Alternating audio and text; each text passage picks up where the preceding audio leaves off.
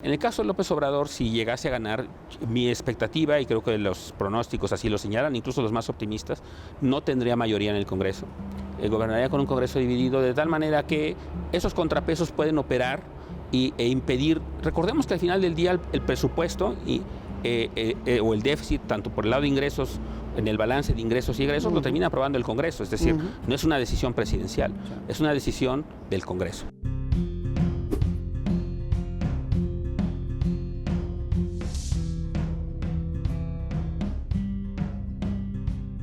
Si tuvieras que decir dos diferencias,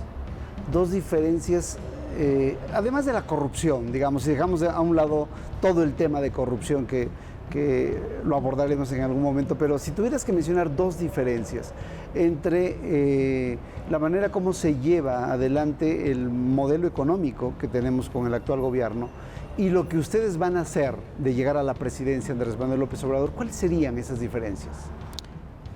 Yo creo que es difícil separarlo de la corrupción, pero las voy a tratar de hacer, digamos. Pero sí es muy importante señalar que más allá de combatir la corrupción, es un objetivo, además de por sí mismo de combatir la corrupción, hay una dimensión que es distinta, que es, al combatir la corrupción se puede liberar muchos recursos. Nosotros partimos de la idea de que no es que el gobierno no tenga recursos, el gobierno tiene suficientes recursos, ha crecido además de manera importante en los últimos años el presupuesto, de tal manera que un presupuesto que hoy tenemos de 5 billones de pesos, 5 millones de millones de pesos, pues pensamos que es muy importante hacer un buen uso de esos recursos. Y partimos de la idea que buena parte de esos recursos se pierden por la corrupción. Y que además eso tiene efectos muy importantes en términos del impacto, no solo porque se roban recursos, sino porque además en el proceso se pierde efectividad en el uso del gasto. Y por eso buena parte de lo que proponemos distinto es hacer un uso distinto del gasto público. Y en eso, ahí va ya muchas de las diferencias, yo diría, de la concepción de un programa económico como el que estamos planteando versus lo que se ha hecho en los últimos años. ¿Por qué razón? Porque lo que nosotros estamos planteando es hacer un mejor uso de esos recursos en una serie de dimensiones que creemos que es muy importante. Por ejemplo, la inversión pública, que está en sus niveles más bajos históricos. Sí. En los programas sociales, pensamos que justamente los programas sociales, muchos de ellos son ineficientes, muchos de ellos son incluso regresivos. Hay una enorme duplicidad de estos, hay un malgasto, un dispendio tremendo en la política social, en los apoyos al campo, por ejemplo. Todo eso pensamos que debe replantearse.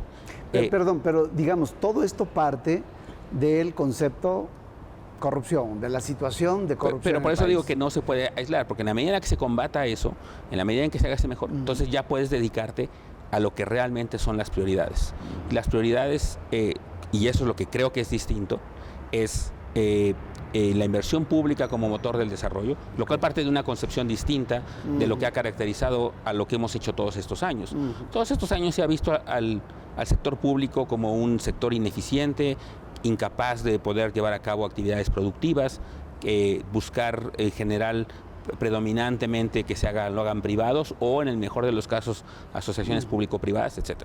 Lo que nosotros partimos es no, necesitamos primero definir qué queremos hacer, qué rol va a jugar el Estado como tal y qué puede hacer el Estado primero invirtiendo directamente y luego atrayendo inversiones, detonando inversiones, y nosotros vemos más bien la relación público-privada como una relación de complementariedad. ¿Hay otro factor, digamos, que sea fundamental en el planteamiento económico del gobierno de López Obrador? El otro factor es, me parece, la lectura de cómo hacer la política social. Es decir, la política social, como se ha visto, se ha tratado de hacer, es una política social que básicamente trata de mitigar la pobreza en el país, multiplicidad de programas sociales, que lo que tratan de hacer es básicamente, pues nada más amortiguar de alguna manera los impactos negativos de la falta de crecimiento. Y aquí la idea es una idea distinta, es parte de una idea más cercana a la visión de derechos, es decir, no ver a los potenciales personas que reciben apoyos como beneficiarios, sino simplemente pensar como derechos.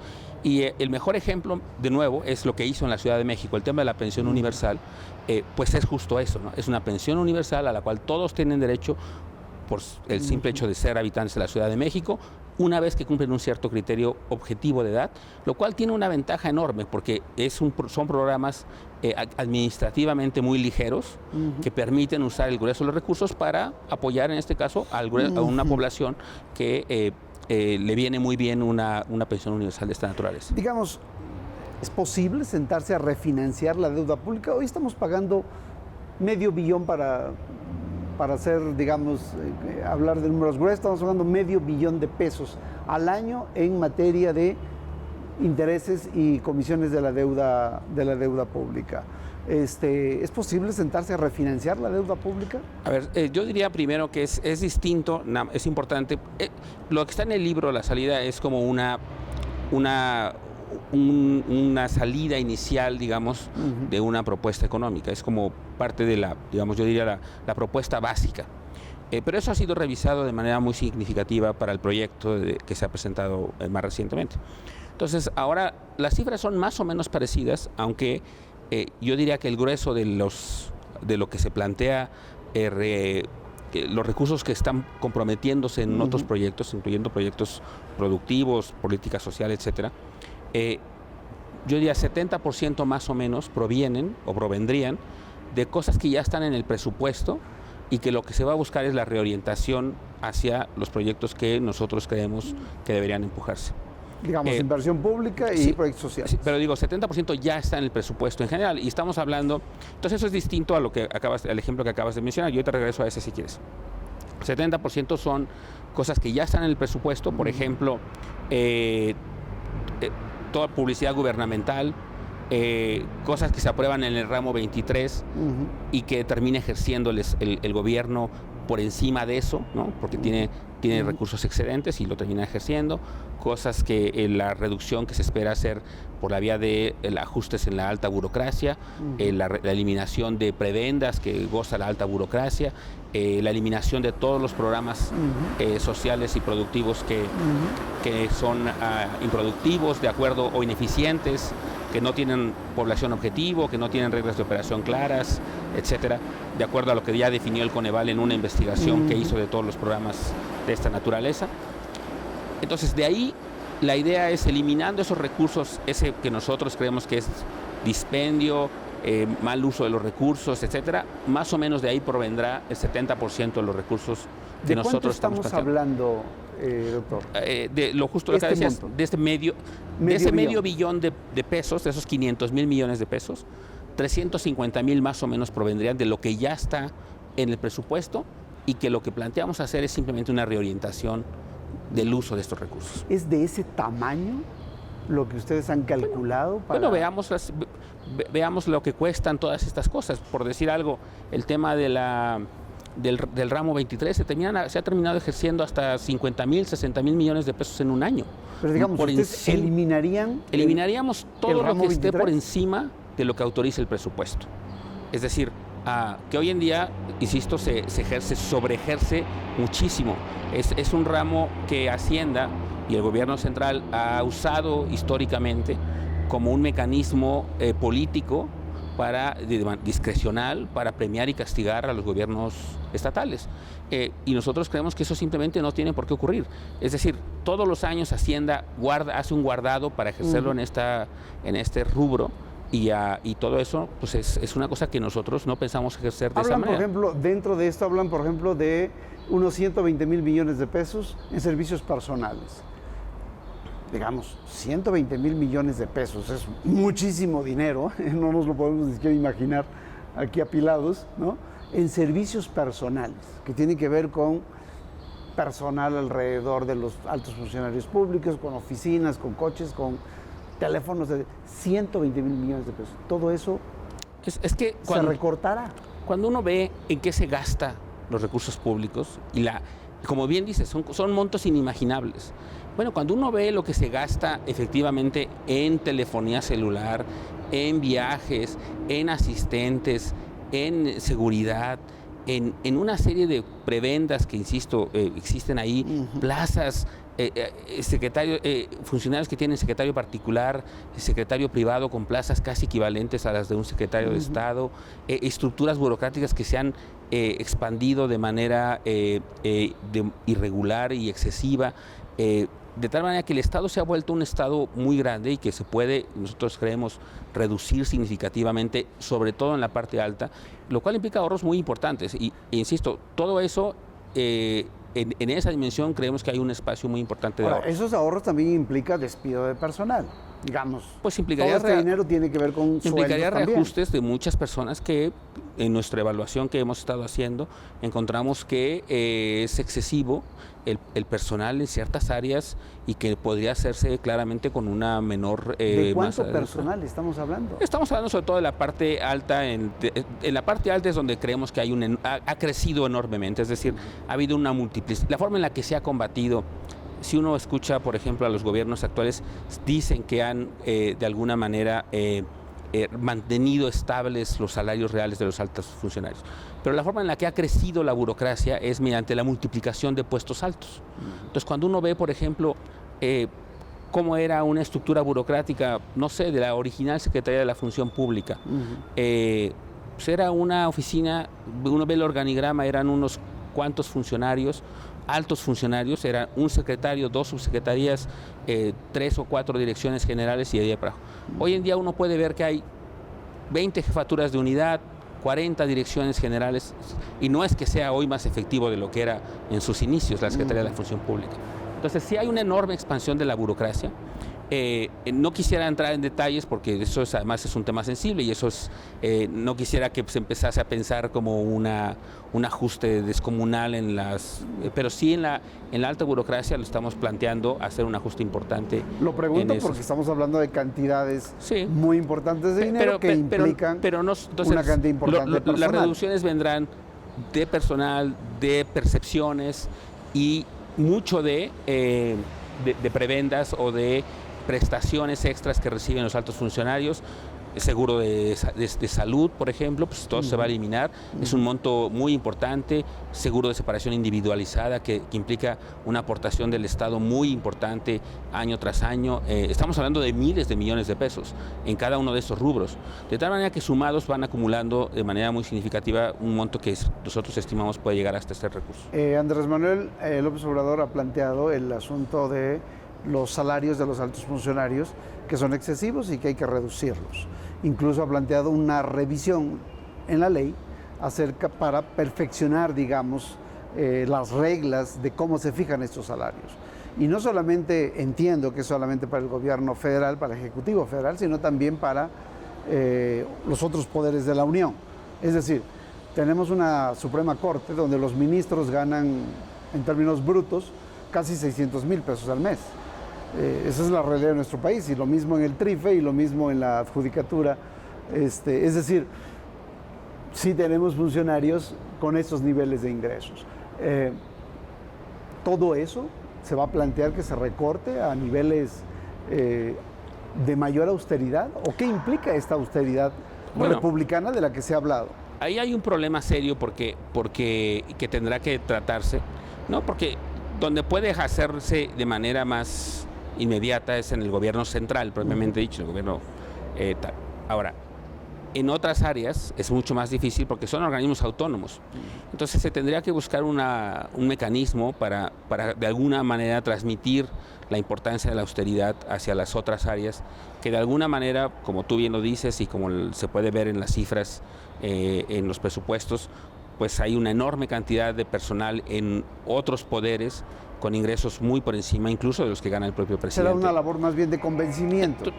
Y también eventualmente pues se requerirá posiblemente una ley. Hay propuestas, hay iniciativas de ley de salarios máximos, ¿no? Así como hay un salario mínimo, pues también hay quien ha propuesto iniciativas de salarios máximos, que la forma es ver cómo puede eso incorporar a otras entidades, en este caso a las entidades autónomas. Pero ustedes propondrían una ley así. Básicamente se entiende que eso pues no podrá ocurrir de manera generalizada en un primer momento, porque pues por la misma autonomía de los otros poderes y de otras instancias, pero la idea eventualmente será que en efecto haya un mecanismo para regular esto de tal manera que la austeridad pues permea otros ámbitos del gobierno, ¿no? Del Estado mexicano en general. Ahora, el tiempo es muy importante. Digamos, es un gobierno de 6 años. Así es. Y aquí el tiempo es muy importante para la efectividad de la política que se pretende.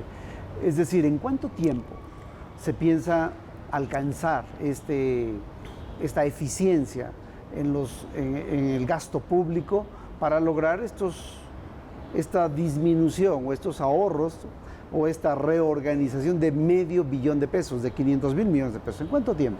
Bueno, lo más importante tendrá que ocurrir el primer año. ¿En un año? Lo más importante.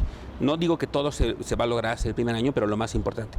Y ahora ahí sí depende crucialmente de dos elementos. Uno, de nuestra idea de hecho es, en caso de ganar, López Obrador tomaría posesión en diciembre, el presupuesto ya estaría en la mesa, de hecho ya habría sido discutido y aprobado por el Congreso. Entonces claro que dependerá de cómo quede la composición del Congreso, ¿no? Que tanto se pueda colaborar ya entre gobierno saliente, gobierno entrante y Congreso para poder ya empezar ahí a empujar los temas que nos interesan. Y segundo, el Congreso es una cosa y la otra es la voluntad política, nuevamente, cómo se trabaja con el gobierno saliente. Es decir, el gobierno saliente termina sus responsabilidades en noviembre, el gobierno entrante empieza en diciembre, entonces habría un momento de traslape, digamos, en donde tendría que haber una colaboración importante. Digamos, entre julio y noviembre. Entonces, nuestra idea es que para que eso ocurra, ajustes de esta magnitud, de esta naturaleza, de esta envergadura, de esta profundidad y trascendencia, pues tendrían que ser fundamentalmente en un primer año. Es cuando tienes esa oportunidad, cuando tienes realmente la idea de poner en la mesa un presupuesto, digamos, si no base cero, un presupuesto completamente distinto al que hemos tenido todos estos años, porque si no lo haces en ese momento va a ser muy difícil después. Entonces nosotros pensamos que el grueso de eso tendría que ocurrir en el primer año y en todo caso en el primer trienio, básicamente. Esa es cuando nuestra expectativa de lograr lo que estamos proponiendo en términos fiscales. Supongo que vienen trabajando desde hace tiempo con mucho detalle en este tema presupuestal, porque es muchísimo trabajo, digamos. Ya se propuso un presupuesto base cero en este gobierno. Que no fue tal, en realidad. No fue tal, pero digamos se propuso hace un par de años atrás. Nunca, digamos, aterrizó eso en algo concreto. Pero entiendo que hacer un presupuesto base cero implica revisar prácticamente partida por partida. Y eso no sé si lleve semanas o meses o años. Y por eso estoy preguntando por los tiempos, porque de tener que hacerse en el primer año de gobierno, bueno, yo asumo que ya usted y todo el equipo económico están trabajando en esos detalles precisamente para llegar al 1 de diciembre prácticamente listos. Nosotros tenemos una propuesta ya muy concreta de, como bien dices, partida por partida, básicamente en dónde proponer los ajustes. O sea, nosotros identificando lo que creemos que son, lo que consideramos que son gastos excesivos o programas improductivos, tenemos una idea muy clara de dónde quisiéramos hacerlo. Es cosa de que al término de las elecciones, si el resultado nos favorece, empezar a trabajar casi inmediatamente con el gobierno saliente para poder elaborar este presupuesto que nosotros pondríamos en la mesa como lo que quisiéramos implementar el primer año de gobierno. Voy a ser muy honesto en esto. Lo que me hace más ruido, lo que me genera más conflicto es, bueno, ¿qué se va a hacer con este dinero? Con esta masa de dinero y cómo se va a redirigir esta masa de dinero. Porque cuando leo otra vez el libro de Andrés Manuel y bueno, y todos los discursos que se han seguido a partir del libro, pues leo propuestas que son casi bíblicas, ¿no? Básicamente de estado de bienestar, es decir, erradicar el hambre, ¿no? Se habla de erradicar el hambre, de establecer pensión universal para los adultos mayores, de aumentar al doble las pensiones, de asegurar la gratuidad de la educación en todos sus niveles, incluyendo la universidad, la salud universal, apoyos desde el Estado prácticamente a quien lo requiera. Es decir, tenemos un estado del bienestar similar o muy similar a los países nórdicos, digamos, que llevan toda una vida discutiendo estos asuntos e implementándolos. ¿Ante qué estamos? Estamos ante un Estado paternalista que tiene un poco de recursos y que piensa en 6 años alcanzar objetivos de este tamaño? Nada más quisiera diferenciar de nuevo. El libro plantea, es más bien como entre otras cosas, como un ideario político y como una visión de país. Y se plantean estos temas como los objetivos a conseguir. El programa ya es mucho más concreto en qué dimensiones se piensa avanzar, sobre todo en el corto plazo. El programa, por ejemplo, si uno lo ve con cuidado, dentro de los programas sociales, básicamente se pone énfasis en 2 programas sociales. Uno de los cuales ya lo mencionaste, que es el tema de la duplicación u homologación de la pensión universal que hoy día se otorga a través del programa 65 y más a los montos que se reciben en la Ciudad de México. Duplicar las pensiones. Que es duplicarlas, que en este caso implica homologarlas, porque la pensión que se recibe en la Ciudad de México es el doble de lo que otorga el programa 65 y más, que creemos que es un monto razonable lo que se otorga en la Ciudad de México como una pensión que realmente tenga alguna utilidad y mejora en el bienestar de los adultos mayores. Esa es una. Y el otro programa social muy importante que no estaba entonces ahí del todo mencionado, aunque se empezaba a esbozar en el libro, es el programa para jóvenes que se llama Construyendo el Futuro, que es un programa que se plantea apoyar hasta 2.600.000 jóvenes que se puedan incorporar a una de 3 actividades, ya sea a que se reincorporen a la educación aquellos que quieran seguir estudiando, que busquen cursos de entrenamiento aquellos que quieran trabajar pero que no tengan las habilidades suficientes todavía o que quieran reespecializarse, etcétera, y otros que se busquen incorporarse a actividades productivas en empresas preferentemente formales, pero incluso informales que puedan de alguna manera empezar a registrarse y poder beneficiarse, que sean programas como de mentoraje, de tutoraje, de aprendizaje, para que eventualmente esos jóvenes puedan incorporarse y tener un empleo más formal, más de tiempo completo. ¿Estos serían más los 2 principales? Son los 2 principales programas sociales que estaríamos empujando, que son muy distintos, y a eso me refería antes con el cambio en la concepción de la política social, que sería básicamente tratar de garantizar, en el caso de los adultos mayores, una pensión que les dé acceso a una vida digna. En el caso de los jóvenes, que es una cosa muy importante y que es una diferencia fundamental, yo diría, con respecto a otros proyectos de nación, que es que nosotros vemos en el caso de los jóvenes una oportunidad que se perdió, un bono demográfico desperdiciado, derivado de tantos años de bajo crecimiento, que hace que tengamos a 6 millones de jóvenes sin estudiar ni trabajar en el país, que muchos de ellos, desafortunadamente, por distintas razones, se vuelve un caldo de cultivo propicio para conductas antisociales, y que creemos que parte de eso también está alimentando el círculo negativo de inseguridad, violencia, etcétera. Entonces, por eso creemos muy importante destinar recursos a atender ese segmento de la población que ya no está estudiando, ya abandonó la escuela, algunos de ellos por razones económicas, que puedan reincorporarse si así lo desean, otros que ya no quieren estudiar porque por las razones que sean, porque no ven un futuro próspero, porque simplemente no les gusta estudiar, lo que sea, que puedan empezar a buscar alternativas productivas para que eventualmente pues tengan un ingreso en el futuro y que si la economía empieza a recuperarse puedan reinsertarse a la vida productiva en mejores condiciones. ¿Cuánto nos cuesta esto? Este programa, por ejemplo, es interesante. Este programa está cotizado, de hecho, en el proyecto claramente. Costaría, si se lograse incorporar a toda esta masa de jóvenes que se tiene planteado, alrededor de 106,000 millones de pesos. El programa de jóvenes. El programa de jóvenes. 106,000 millones de pesos que, si uno lo piensa, es medio punto porcentual del PIB. Es un monto importante, pero es un monto que creemos perfectamente asequible y que podemos conseguir recursos para eso. Es decir, muchos programas sociales hoy en día que no tienen ese alcance ni ese objetivo claro, pues consumen recursos más o menos equivalentes a este programa, de tal manera que ese es un programa que perfectamente podría financiarse. ¿Y el programa de adultos mayores, la homologación de adultos mayores? La homologación va a depender crucialmente de cómo se implementa, porque aquí la cuestión es evitar duplicidades. Hay muchas entidades federativas que tienen programas de adultos mayores y en cuyo caso pues ya no implicaría costos adicionales. Por ejemplo, los habitantes de la Ciudad de México, pues en realidad ya no les interesa recibir el programa 75 y más si pueden recibir el programa de la Ciudad de México, que es mejor. Entonces, dependerá al final de cuentas ahí de una labor de coordinación fiscal, digamos, con las entidades para evitar duplicidades, pero en un ejercicio razonable, digamos, de aumento en la cobertura de los que son elegibles, que están participando y que en sus entidades federativas no existe ese programa o que tendría que cubrirlos el gobierno federal, pues estamos pensando en un aumento más o menos como de 30,000 millones de pesos. ¿Qué piensa respecto del ingreso básico universal, que en algún momento se esbozó también en el libro y que hoy, bueno, es bandera de el contrincante político electoral que es Ricardo Anaya? El ingreso básico universal es una idea interesante, novedosa.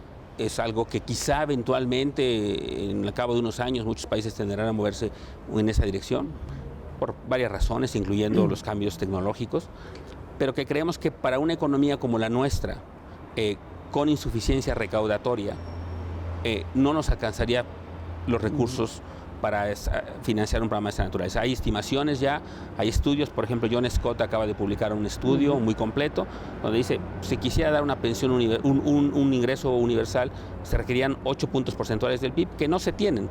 Es decir, implicaría una reforma fiscal muy importante, y nosotros lo que queremos hacer en una primera instancia es precisamente no aumentar los impuestos, porque lo que primero queremos hacer es hacer un mejor uso de los recursos públicos con los que ya cuenta el Estado mexicano. Entonces, es una buena idea, simplemente creemos que es inviable en estos momentos dada la capacidad recaudatoria del Estado y que es una forma distinta. De hecho, en algún sentido, los dos programas que acabo de mencionar parten de la misma idea, es decir, cuando uno ve, por ejemplo, el libro quizá más conocido de Van Parijs, que es sobre el tema del ingreso universal, lo que él dice cuando discute cómo implementarlo, él dice una de las alternativas de empezar a implementarlo, una de las formas posibles, es segmentar a la población, identificar grupos etarios en los cuales puede empezar a introducirse el programa. Uno de ellos son los adultos mayores, otro de ellos son los niños. En el caso nuestro, lo que nosotros creemos que es más importante es empezar por los adultos mayores y por los jóvenes. Así es que de alguna manera no son incompatibles como concepto, excepto que nosotros reconocemos por la insuficiencia de los recursos, y por eso no podemos prometer ni estamos prometiendo un ingreso universal, porque sabemos que no existen los recursos suficientes para poder financiar un proyecto de esa envergadura. Doctor, usted le ha dedicado mucho tiempo al estudio de la pobreza y de la desigualdad en México. Y en materia de pobreza y desigualdad hemos visto casos en América Latina en donde se ha avanzado, gobiernos que han implementado programas incluso agresivos. Estoy recordando al gobierno brasileño, por ejemplo, con Lula. Sin embargo, no han terminado bien la implementación de algunos de esos programas. Recuerdo el caso ecuatoriano también. No han terminado bien, e incluso diría que algunos de ellos han terminado en recesión económica. ¿Qué hacer para no caer en estas tentaciones, que ciertamente son tentaciones populistas y tentaciones que desde el poder están a la mano para, digamos, poner dinero en la bolsa de las personas, dinero que no es gratuito y que sale de los contribuyentes al final del día y que tiene un costo muy alto para la macroeconomía del país? ¿Qué hacer? Yo creo que lo que no ha funcionado bien en general tiene una característica común, que es que se olvidan de los balances macroeconómicos. Se olvidan, se piensa que la política social o programas destinados a combatir la pobreza y la desigualdad, pues se pueden, si generan incluso déficits importantes, no importa, porque hay un objetivo superior que es el combate a la pobreza y la desigualdad. Creo que ese enfoque ha sido equivocado históricamente. Muchos países que han buscado combatir la pobreza y la desigualdad con políticas, como bien dices, populistas, que se han traducido en excesos macroeconómicos, en la acumulación de déficits importantes, etcétera, pues terminan siendo contraproducentes. Nosotros no, lo que partimos, de hecho, y eso es muy importante señalarlo, nosotros tenemos una claridad en términos de que una de las cosas que ha prometido López Obrador y que está en su proyecto de gobierno es que no habrá déficits primarios. Bueno, déjeme detenerme allí porque es muy importante. El presidente Enrique Peña Nieto, en su discurso de toma de posesión, prometió lo mismo. 8 meses después, su secretario de Hacienda dijo que habría un pequeño déficit. Y luego ese pequeño déficit se fue haciendo más grande y conocemos la historia de los últimos 5 años. Insisto, estas tentaciones de entrar en déficit para responder a altas expectativas creadas entre la población o responder a otro tipo de razonamientos políticos siempre están allí. ¿Cómo garantizar que esto no va a volver a pasar? Bueno, a ver, el caso de Peña Nieto, digamos, solamente para decirlo, ojalá que hubiese sido esa la razón por la que hubo un déficit.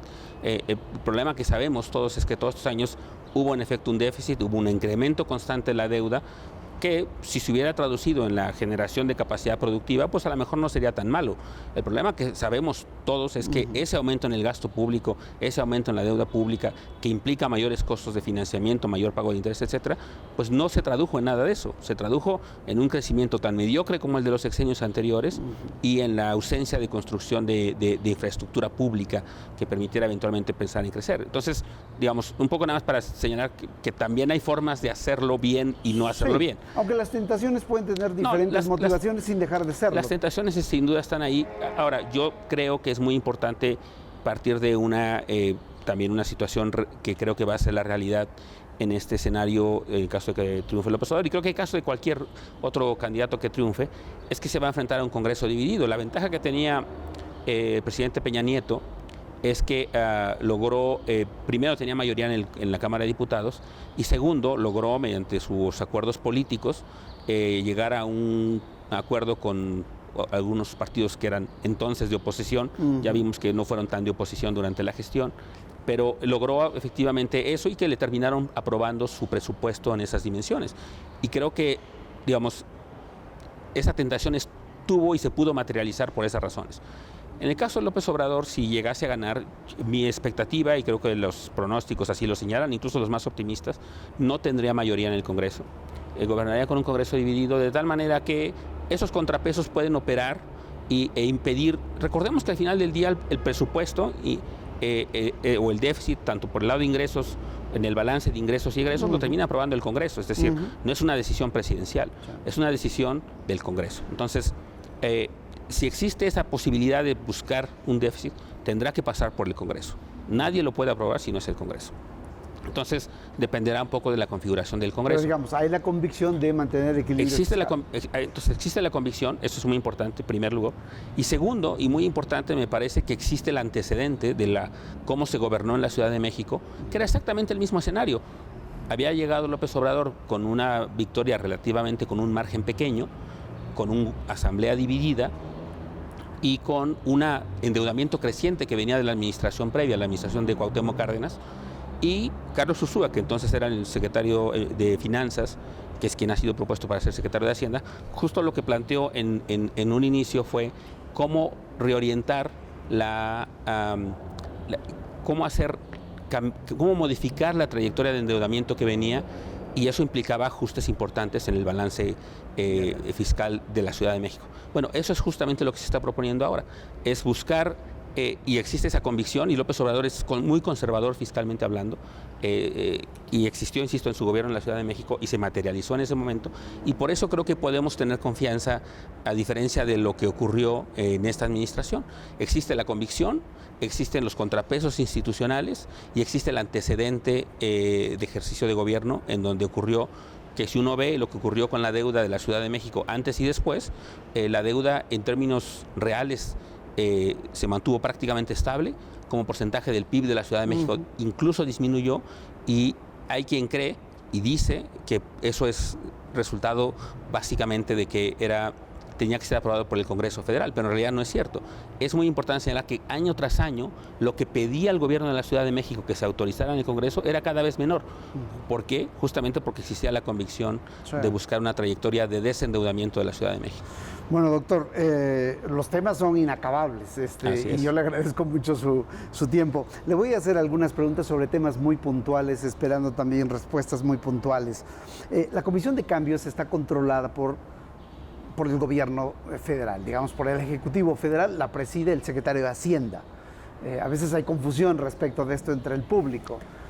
¿No hay la tentación de meterle mano al régimen cambiario a partir de la Comisión de Cambios? Si bien es cierto que está el Banco de México allí presente, pero la preside el secretario de Hacienda.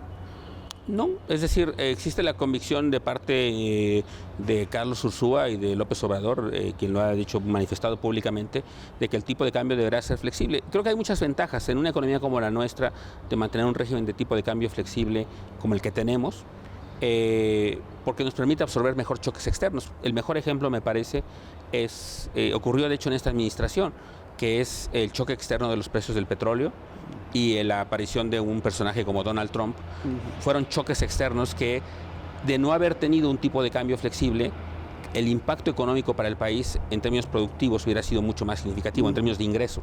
El hecho que tuviéramos un tipo de cambio flexible permitió acomodar de alguna manera este choque, absorberlo de mejor manera, y por eso creo que no existe ninguna posibilidad de injerencia en ese, o de modificación del régimen cambiario. Del régimen cambiario.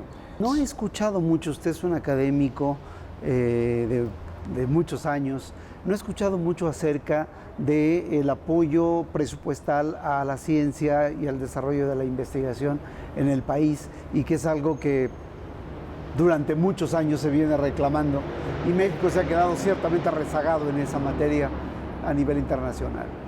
Bueno, hay dos áreas en las cuales esto está planteado en el proyecto de López Obrador.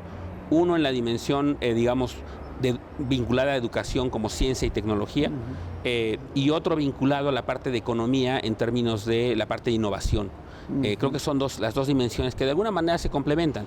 Una parte está más enfocada al sector empresarial, una parte más enfocada a la parte académico-científica, pero al final de cuentas, pues tiene que haber una vinculación entre ambas cosas. Entonces, ahí sí se están planteando ¿Hay alguna meta de porcentaje, digamos, sobre el PIB para alcanzar? Bueno, lo que es claro es que es insuficiente.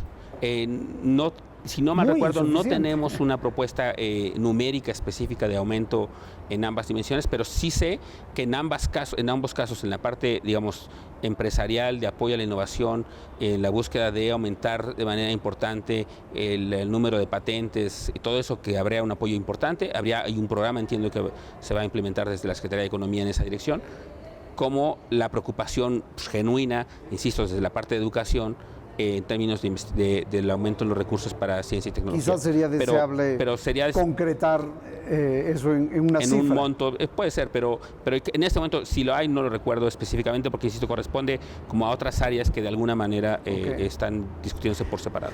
Hay un tema, y con esto termino, doctor, y muchas gracias nuevamente. Hay un tema que tiene que ver con las pensiones y las jubilaciones, que muchos expertos en el tema han dicho que pues, es una especie de bomba de tiempo y que los gobiernos han estado pateando hacia adelante uno tras otro. El asunto es que el ritmo de crecimiento que llevamos año tras año destinado a pensiones y jubilaciones es verdaderamente una locura, digamos alrededor de 600,000 millones de pesos el año pasado, pero digamos creciendo a ritmos elevadísimos, ¿no? ¿Qué van a hacer con este tema de pensiones? Que además no solamente tiene que ver con este ritmo de crecimiento, sino también tiene que ver con una estructura, digamos, de pensiones y jubilaciones en el país que es una locura, ¿no? Sí, tiene que haber ahí una reforma que no está planteada ahora, pero tenemos claridad en términos de la importancia de este tema. Hemos estado, de hecho, en pláticas informales con quienes la Amafore, la Asociación Mexicana de Afores, y con otros actores que han estado discutiendo y pensando. Yo mismo estoy en un comité que pronto saldrá un documento al respecto, un grupo plural que nos sentamos. ¿Sobre este tema? Sí, que correspondía más a mis labores académicas, digamos, más que a mi labor ahora en la coalición, pero que participé en esta discusión sobre el tema de cómo replantear el tema de las pensiones. Era un grupo, insisto, plural, donde había expertos internacionales y mexicanos, donde básicamente la idea es que sí se requiere un rediseño del sistema de pensiones, y eso implica modificar tanto las contribuciones que están haciendo trabajadores y patrones y el gobierno mismo, pero también implica rediseñar y fortalecer un pilar del esquema de pensiones, que es el pilar universal, el pilar no contributivo. Hay un consenso, yo diría, sobre estos temas, sobre qué hacer, pero sí implica pues una labor en parte política, en parte de acercarse a todos los distintos actores, que incluye al sistema financiero, a otros que contribuyen de manera importante a la rapidez del crecimiento de esto, que son las universidades estatales, en fin, hay una serie de actores que se tendrá que trabajar en conjunto con ellos para llevar a cabo eventualmente una reforma sobre el sistema de pensiones que debería ocurrir, en mi opinión, relativamente pronto, posiblemente en el primer trienio, porque efectivamente, como bien lo señalas, es algo que está creciendo rápidamente y que puede eventualmente hacer una presión muy significativa sobre las finanzas públicas. Están pensando, digamos, muy entrado el nuevo gobierno de llegar López Obrador a la presidencia en tener una reforma hacendaria en el primer año y una reforma al sistema de pensiones, digamos, en el primer año también. Yo lo pondría más que reforma hacendaria, diría reforma presupuestaria, porque básicamente está enfocada al gasto, la reforma inicial.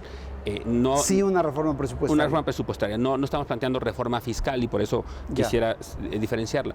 Y eventualmente, insisto, sí creo que es una cosa ineludible que quien quiera que sea el nuevo gobierno tendrá que atender el tema de las pensiones, porque en efecto es un tema que está creciendo y el volumen de recursos que implica es tan grande que sí implicará un rediseño del sistema y quizá también tendría que venir acompañado de una reforma fiscal más amplia, porque los recursos que implicaría que debería comprometer el gobierno federal serían más importantes, insisto, sobre todo si se fortalece un pilar no contributivo, pero es la dirección, me parece correcta, pensando en hacerlo sostenible por una parte y dos, en garantizar que los mexicanos que se jubilen pues tengan una pensión que les permita tener un nivel de vida decoroso. ¿En este primer año de gobierno, doctor?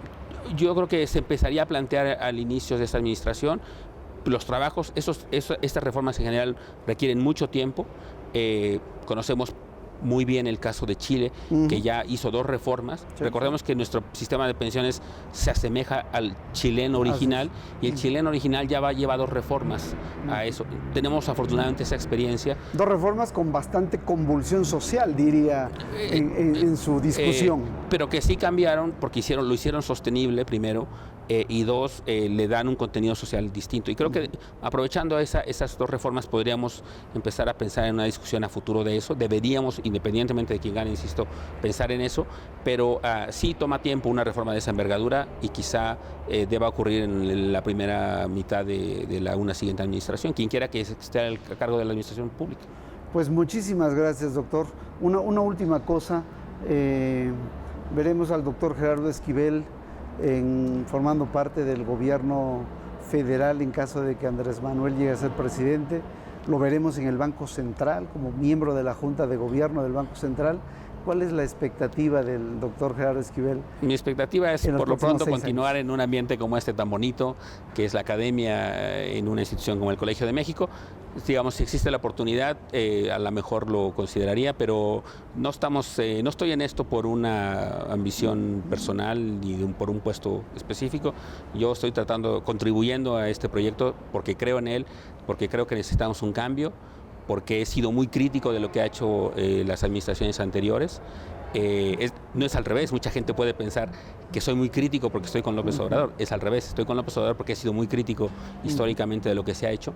Si eso implica la necesidad de trabajar de manera directa, pues a lo mejor lo consideraré en su momento, pero no es ni mucho menos ni mi objetivo ni algo que esté buscando de manera personal.